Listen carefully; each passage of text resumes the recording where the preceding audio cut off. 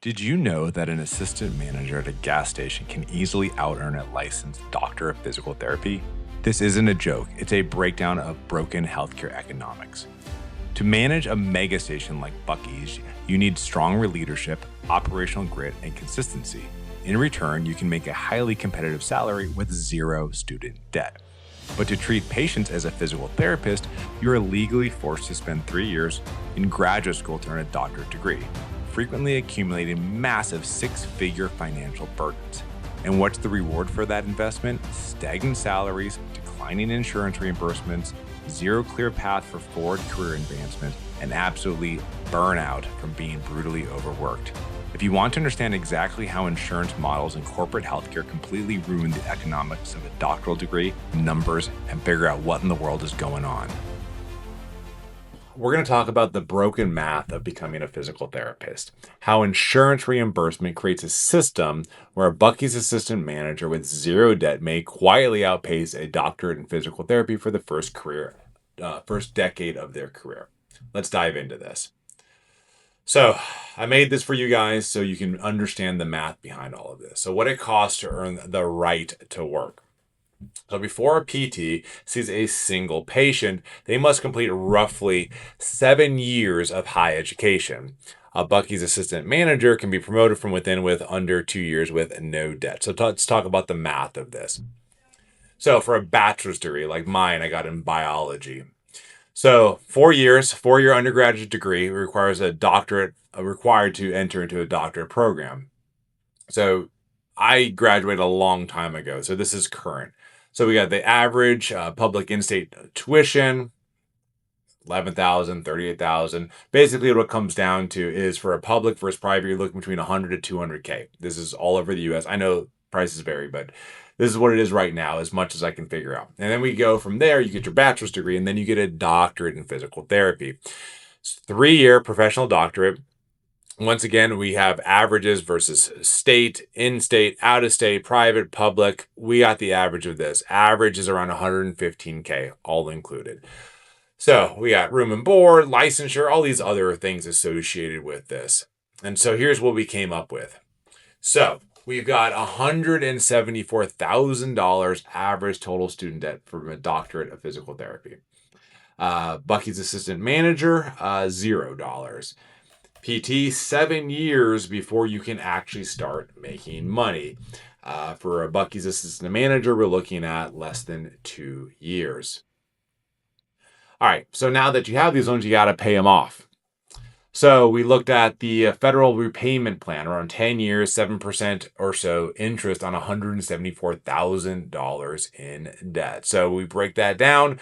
$2,024 estimated monthly loan payment. So we've got interest associated with this, which is around $68,000 of additional interest.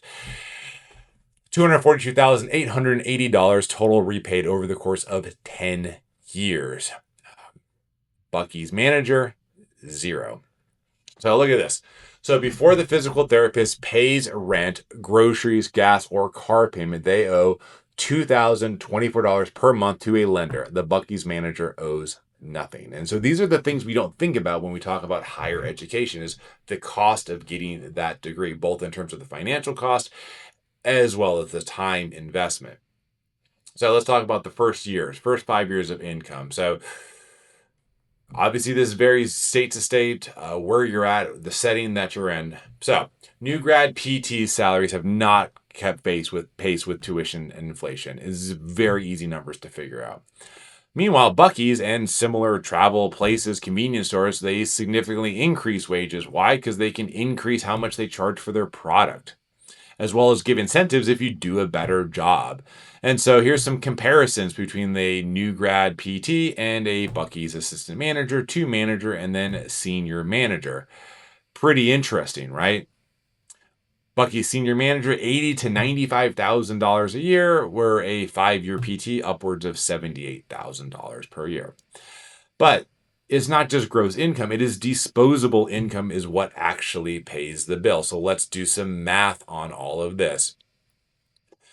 So PT, 5 years in, when you subtract all the state, federal taxes, and then your student loan payment, you actually take home less than a Buc-ee's manager after 1 year, and definitely a Buc-ee's senior manager after 5 years. And that's what really matters with all of this, is what your take home is, because you have to subtract out all the cost. So in 1 year, a Buc-ee's manager takes home $1,244 more dollars per month than a new grad physical therapist, despite earning $13,000 less because, well, you have to take into account the cost of that loan that you had to take out to get your degree, because debt is the difference. And so why does this happen? Why is it going on? I love being a physical therapist. It's one of the best jobs in the world. You get to change lives daily. You learn so much about the human body, and it's just amazing profession. But the problem is your value in the standard physical therapy world is dictated by insurance, because they tell you what your time and what your effort and really what your education is worth, not the patient, not your outcomes. So Buc-ee's operates in a true free market. So customers decide what they want to pay. They pay it directly. It is a single transaction. And managers who run a better store get rewarded. If people are more productive, or you get people to buy more things, your store makes more money, and you're probably going to be rewarded more because of that, because that's a true meritocracy. That is what basic economics is in a capitalist free market society. So PTs operate in the complete opposite of a free market. It is a third-party payer system where the buyer, the patient, and the provider, PT, do not directly interact. It is the payer in the middle, the middleman, that makes the difference. And so on the screen you can see, it's a very simple transaction. You've got the customer, direct payment to the service provider. Basic. Now we get to the insurance model. So you have the patient who pays to their insurance company. That insurance company then gets a contract and has designated rates to that physical therapist or wherever that they work. They say, if you do this thing, you will get paid this amount of money. And that is contractually negotiated, and they are rates that are changed all the time. Within that, you have things like prior authorization, meaning if I want to do this thing, I have to get it authorized by the insurance. That takes time. That also takes money, because you have to pay people to do that. Then you have to code and do billing, which also takes time, takes your electronic medical record. It takes staff doing that. And even at the end of the day, you may still not get paid, because the insurance may say, well, you didn't have the right type of authorization, or you didn't put things properly in your note. So even though you did the thing, the patient's happy, you made a difference in their life, the insurance can decide, well, I don't want to pay you. How does that make any sense whatsoever? And so there's all this revenue loss in that transaction, and at the end of the day, the rate is still reduced, because when you look at the rates of payment compared to inflation, it has not kept up whatsoever. And so it doesn't matter how amazing of a physical therapist that you are, how many certifications that you have, the rate is the rate is the rate, whether you're a brand new grad and it's your first day, or you've been doing this for 30 years. It is still the same rate. And that is what dictates your pay. And so at the end of the day, the only way you can get paid more is to see more people, which then reduces your quality of care.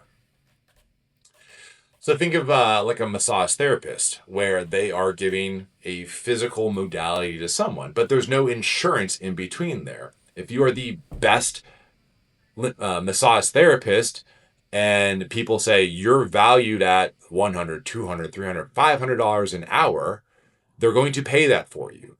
And there's no middleman. Yeah, you pay your taxes and all that, but it is directly paid to you. You do a good job, the patient likes it, or the client likes it, and they're going to keep coming back, or they're going to tell more people. And that's how you have a thriving business. It is, if you are good, if you have the results, people will value that and they will pay that to you. That does not happen in the general insurance model of physical therapy. So a lot of therapists are turning to cash pay physical therapy, where the insurance company is completely left out.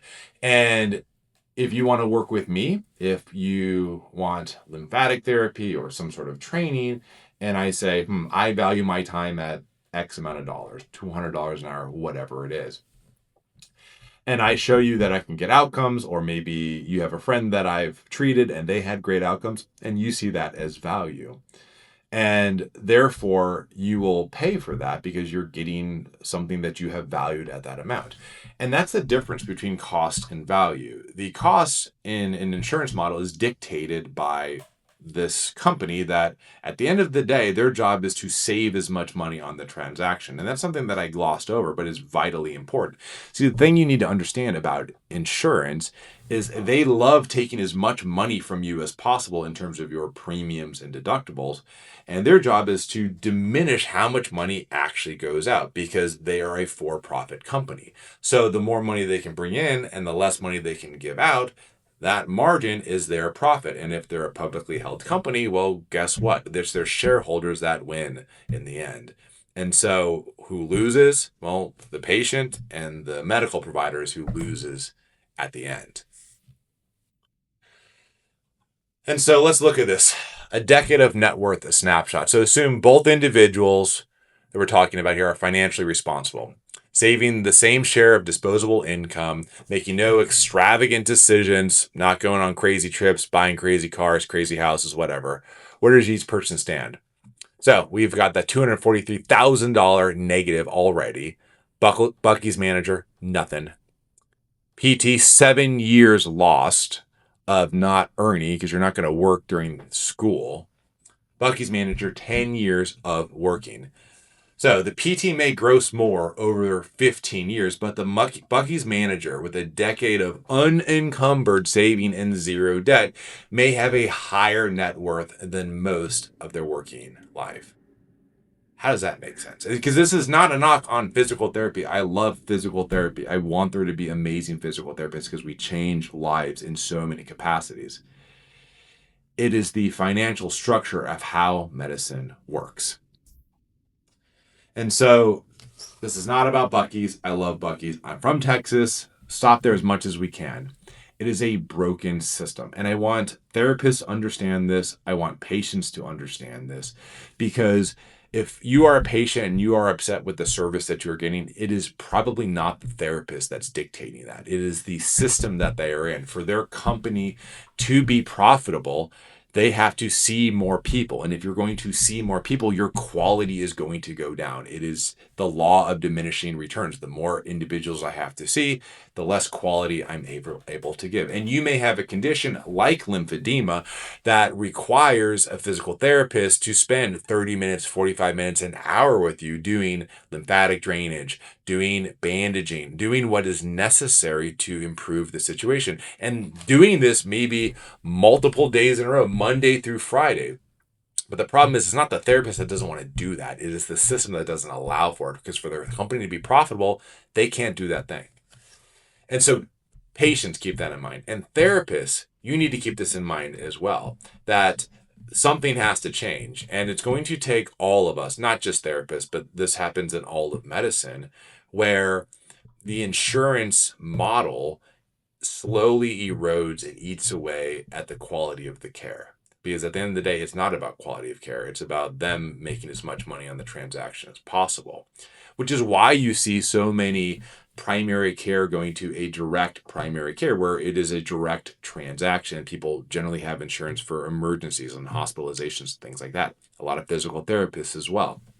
And so if you are out there and you're suffering with things like lymphedema, lipedema, venous disease, and you're not happy with the care, maybe seek out a therapist that is doing cash pay model. Or maybe you're a therapist and you're just so frustrated with the system because I talk to them quite often. Think about this cash pay model and be open to it. And it takes all of us legislatively and talking to our Congress people and getting more word out to really understand the plight of our system, because it's going to eventually fail because reimbursement is not keeping up with the cost of living and inflation, and school costs keep going up and up. And the demand for therapists is crazy, but so many physical therapists will leave at roughly the 5-year mark. And these are the best physical therapists because they realize that the only way they're going to make more money is by seeing more people or taking on the responsibility of running a clinic or multiple clinics. And so you take on so much more stress and time commitments and for a meager amount of pay. And so they're going to leave to tech or medical device sales or something like that, because the more harder I work and the better I work, I'm going to make more money in those ways. So the best therapists are going to leave. And so I say all of this because it's a frustrating thing for me, because I see it and I'm really frustrated by it. But I want this to be a call of action for individuals, both on the patient side, on the therapist side, to know that things can change. And it's going to take all of us in terms of insurances, changing reimbursements, making things easier to get paid, there being a recognition that the doctorate level of physical therapy and what we're able to offer actually saves money in the long run if you use it primarily.